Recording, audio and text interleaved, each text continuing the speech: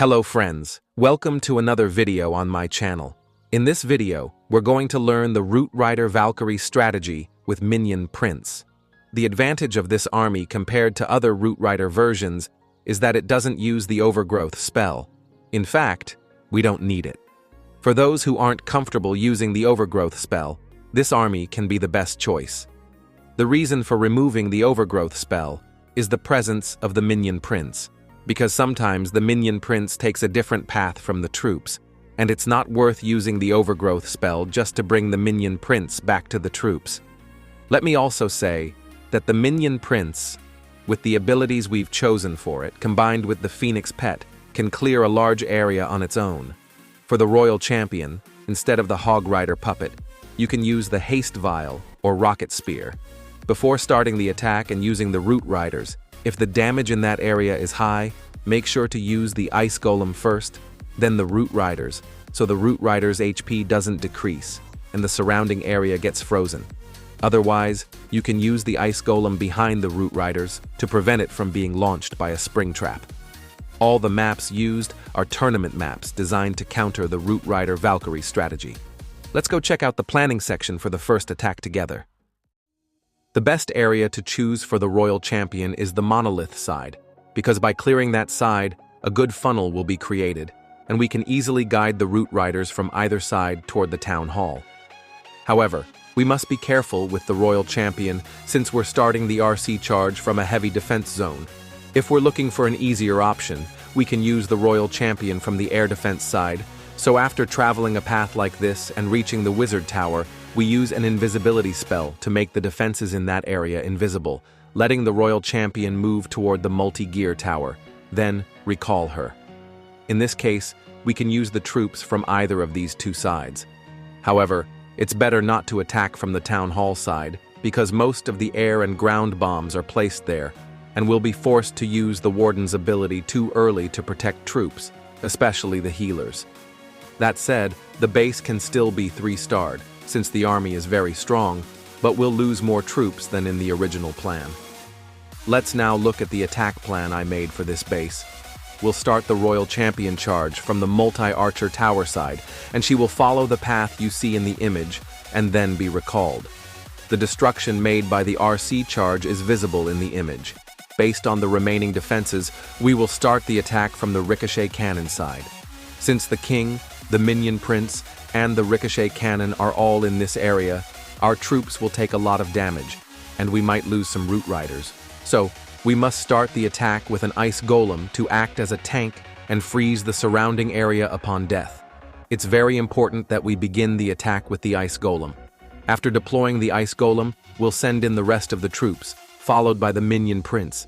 Then we'll wait until the troops reach the Wizard Tower before deploying the Queen and the Siege Barracks. The reason we wait until the troops reach the Wizard Tower is that once it's destroyed, the Root Riders will head toward the Inferno. If we deploy the Queen and Siege Barracks too early, before the troops reach the Inferno, they'll be left alone under the fire of nearby defenses with no tank. But if we wait and deploy the Queen and Siege Barracks after the Root Riders reach the Inferno, the Queen and the Siege Barracks will have a much higher chance of surviving, since most defenses will be locked onto the Root Riders, reducing the damage they receive.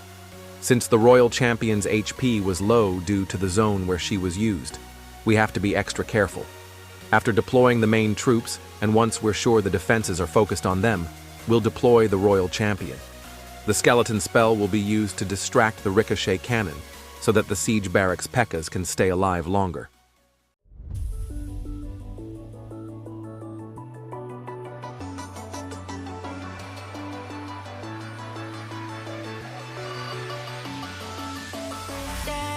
Don't you go, you make my every cell flow, my every breath slow and cold. Yeah, that's how you make me feel I'm yours. You bring me up when I hear only radio static. Play me a song on repeat.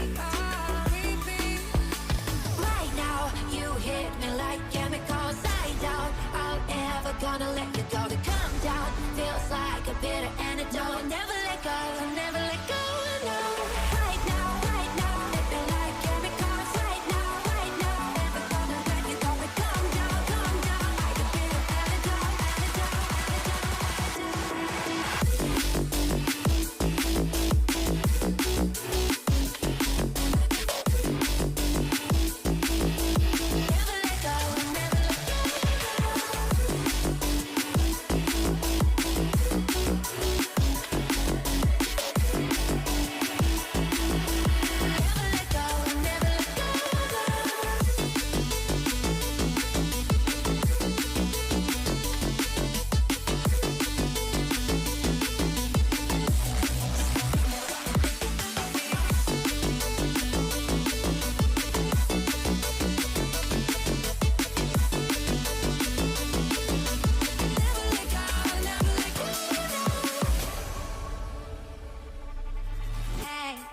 Don't you know? We all need someone to love, need someone to make it feel like home. You make me feel I'm home.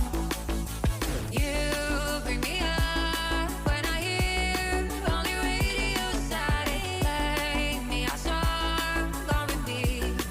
You hit me like right now. You hit me like chemicals. Side out, I'm never gonna let you go. To come down feels like a bitter antidote. Never let go, never let go. Right now, you hit me like chemicals. Side out, I'm never gonna let you go. To come down feels like a bitter antidote. In this attack, unlike the first one where we started the Royal Champion charge from the monolith side, this time we'll start from the opposite side of the monolith. This base is somewhat similar to the base in the first attack, and we can now apply the easier option we discussed earlier, but didn't use because a better choice was available. My goal here is to show that even if we don't choose the best position for the Royal Champion, the attack can still result in a 3-star. Let's get into the plan.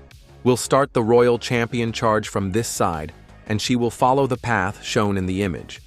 After she reaches the scattershot, we'll use an invisibility spell to make these defenses invisible, so the Royal Champion moves toward the multi-gear tower, and then we'll recall her. As you can see, the multi-gear tower wasn't destroyed.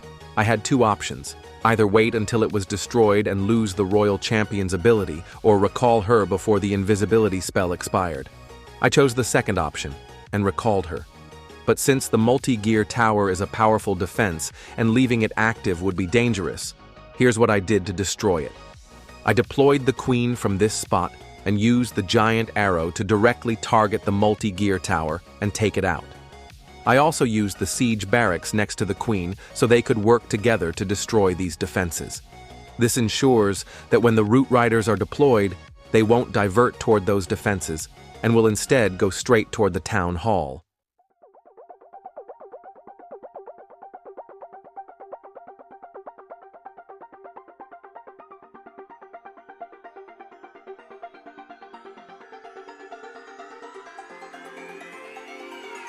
Won't you say why you're a stranger now?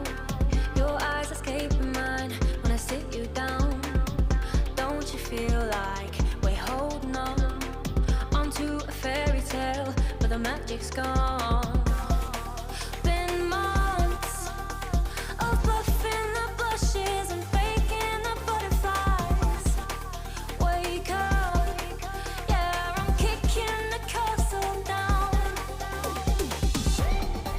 Ooh, yeah,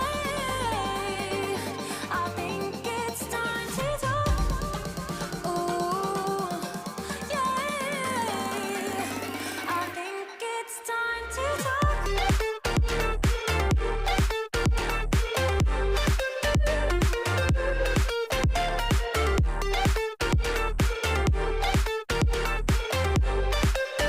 I think it's time to talk. Ooh, yeah, I think it's time to talk. Ooh, yeah, be true to what we are. Forget how it felt from the outset. Hope history said. Ooh, yeah, I think it's time to talk.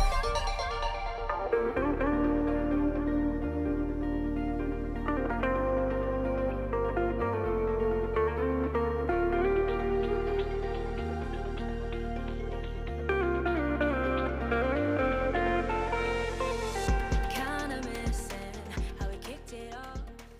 Always in.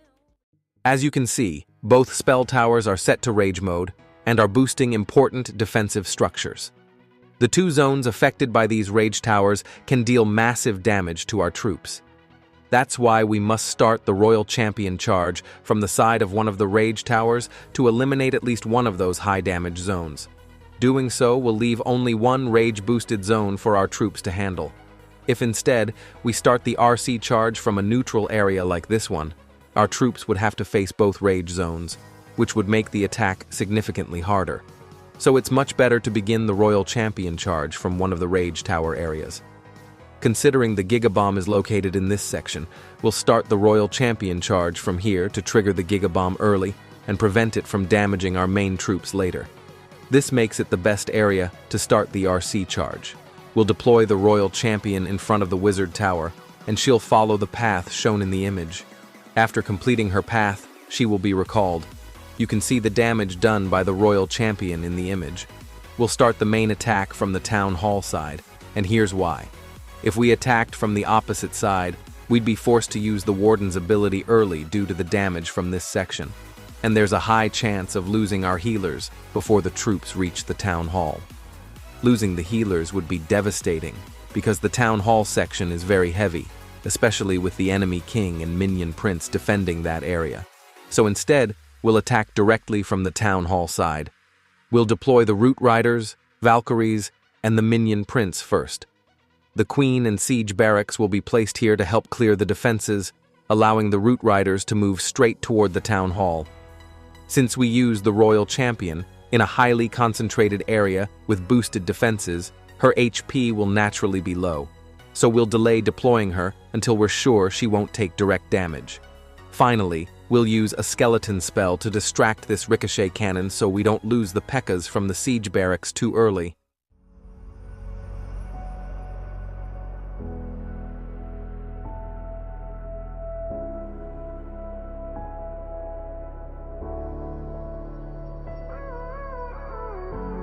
Gave you too much, now I'm swallowed. Now I'm the fool while you're breaking rules. Dangerous path that I follow. Oh, go on, just do what you do. And it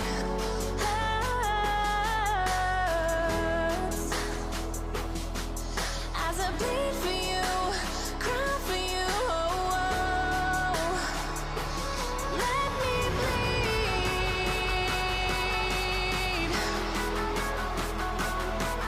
As I bleed for you, cry for you, oh, oh. Let me bleed. Let me bleed.